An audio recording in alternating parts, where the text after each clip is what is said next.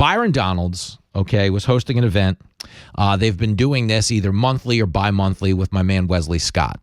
I almost got to attend one of these I believe it was in the fall. I almost got to go down and do one of these in D.C. with them, and it's a shame I was unable to make it because it sounds like fun. It's titled Congress, Cognac, and Cigars. So it's Congressman lighting a cigar, dipping it in a cognac, and having a State of the Union, talking about, all the things going on in the country. So basically, that's what it is. You light a cigar, you get drunk with your congressman talking politics. Fat, drunk, and stupid is no way to go through life, son. Okay, well, lo and behold, Donald's made remarks that the media have tried to repurpose as Byron Donalds thinks we should go back to the Jim Crow era. You are so full of shit. Here, before I give you the reaction to these comments, are the comments. Remember the comments? There's a thing going on now, and it's not new. This has been going on for the better part of 15, 20 years, okay, where they'll give you a truncated soundbite of something somebody said, or more importantly, give you the words somebody said in their entirety, but then tell you what they really mean. That's a thing they like to do. Remember when Trump was saying, China's trying to open up car factories in Mexico to steal all these American jobs. But if they go do that, I'm telling every manufacturer right now, I'm going to slap a tariff on these cars so you can't steal American jobs. Now, if I don't get elected, forget it. It's going to be a bloodbath. You're going to lose all these jobs. And, of course, the media immediately ran with what? Donald Trump says if he doesn't get elected, everybody's going to die. Journalism in this country is dead and buried. Because he clearly didn't say that. Okay, what he said was, it's going to be a bloodbath. It's a euphemism. You're going to lose all these jobs. And they took it as, you heard what Trump said, you guys. So y'all need to hide your kids, hide your wife, and hide your husband because they raping everybody out here. Now, what Byron Donalds says in this comment, I'm going to play you the full 51-second comment, is he does reference a time period that is not a good one in our nation's history. The Jim Crow era, led by the Democrats. They were referred to derisively as the Dixiecrats back then. But the Democrats, party of the Klan in the Jim Crow South, that were trying to deny black people the right to vote and participate in society and have integrated schools. If you watch presidential debates, I'm sure you remember Kamala Harris calling out Joe Biden for his opposition to integrated school busing because Biden didn't want his kids to grow up in a racial jungle. That's who Joe Biden is. But now as they try to court the black vote, Biden likes to get on TV and tell you everybody else is a racist. Oh, everybody else is a racist. That's the problem. This guy's a serious ass. Of course he is. But Byron Donalds does directly reference a time in this country that were not exactly the salad days of race relations. But he also makes some points about families and homeownership that are true, sadly. But here is the clip in its entirety, and I'll tell you what they've tried to repurpose it as. Clip 3. I wanted to be a father to my son. Wow. And so one of the things that's actually happening in our culture, which you're now starting to see in our politics, is the reinvigoration of black families with younger black men and black women. And that is also helping to breed the revival of a black middle class in America. You see, during Jim Crow, the black family was together. That's right. During Jim Crow, more black people were not just conservative, because black people always have been conservative-minded, but more black people voted conservatively. And then H.E.W., Lyndon Johnson, and then you go down that road, and now we are where we are. So what did he say during Jim Crow? Did he say Jim Crow was good? Jim Crow should come back? No, what he said was, there was some good in that era. For instance, the black family, was largely intact. More of them voted conservatively. They had a better quality of life. In that regard, they did. Obviously, from the standpoint of race relations, they did not. But understand what he's trying to speak to, when he talks about the revival and the reinvigoration of black families and a black middle class. What is he talking about? He's talking about the betterment of black America. What does the media want you to focus on? Fake racism. Okay, that's what's going on right now. He says, well, the revival of the black family and the black middle class, that's a good thing. And the media goes, Byron Donalds wants you to join the Klan. It's people with a dirty mind that think like that. Listen to him on CNN. And this is why Byron Donalds is my top two pick, one of my top two picks for VP.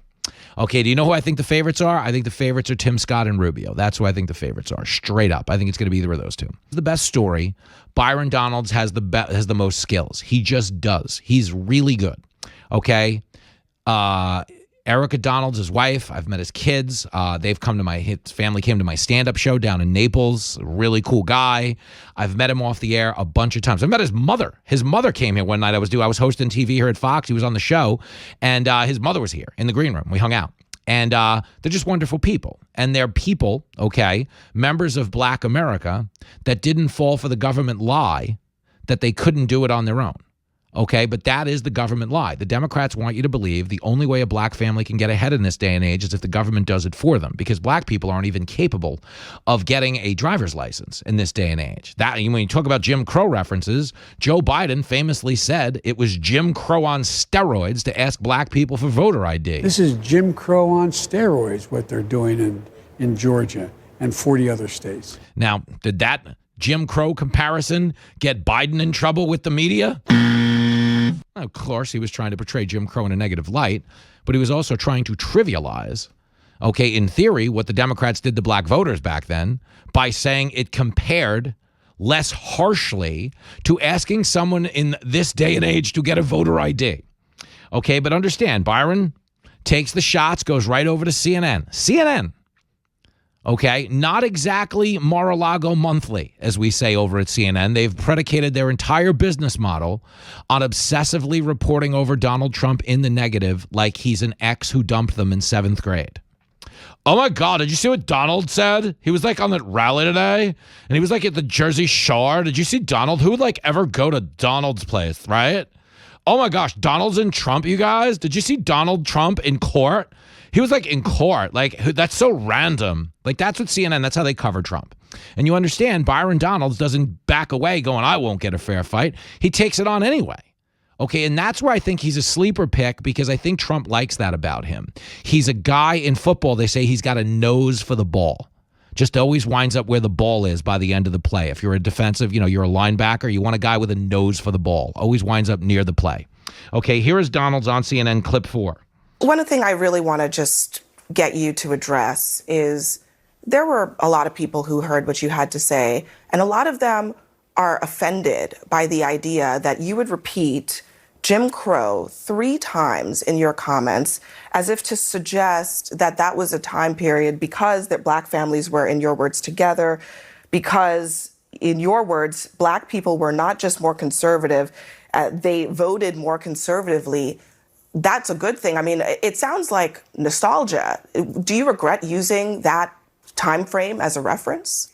Nobody ever made nostalgia. That was never the point. It wasn't even about that. So where now I'm going to get my backup is I didn't say that. I didn't even insinuate that. That is where the media and, yes, Hakeem Jeffries and a lot of other people are taking What exactly didn't you No, insinuate? back up. I'm just trying to understand what you're saying. What didn't you insinuate? The premise of your question, I did not insinuate. That is what people are trying to weave into what I said. Good for him for correcting the record, because the minute you accept their false pretense, you've already lost the argument. That's true. That is true. That's what they like to say. That's like the favorite thing they do in the media. But listen to the rest of the exchange. It's clip 5. What I said is crystal clear. It's on my social media. Go to @ByronDonalds on X. You can see the full clip. Abby, I appreciate you playing the full clip. What you are dealing with right now is a political environment where now anything I might say or any major surrogate might say is going to be twisted into the lens of race. That was never the point, not the idea I just want whatsoever. to, just to clarify my questioning of you. Sure. I understand that this idea that you said it was better. You didn't use the words better. But when you talk about that time period, you're suggesting that because the black family was together, they were better off than they are now. See, this is the problem, Abby. So are you saying that that's not the case? That the black family was not better off when they were, in your words, together? Abby, let me put it to you like this. In the Jim this. Crow era. Let's agree on something. I am, obviously one of the better communicators in the Republican Party. I know how to put words together. I do it very, very often. So I'm not going to say something that I do not agree with. What America is seeing right now, especially Black America, is the gaslighting that unfortunately does happen in politics, where you take my comments and you want to weave your own political viewpoint into what I said.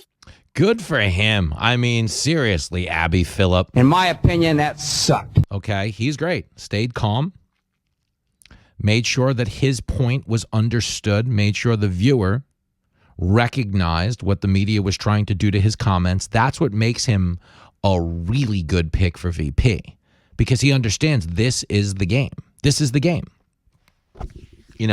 You're going to say something as a conservative. They're going to repurpose it for their own needs. This is politics as usual. Straight up. But in refusing to play their game and taking the controversies head on, he can force an honest conversation. And believe me, if there's one thing on God's green earth the Democrats don't want to have when it comes to Black Americans is an honest conversation. The left weaponizes race whenever they're losing an argument.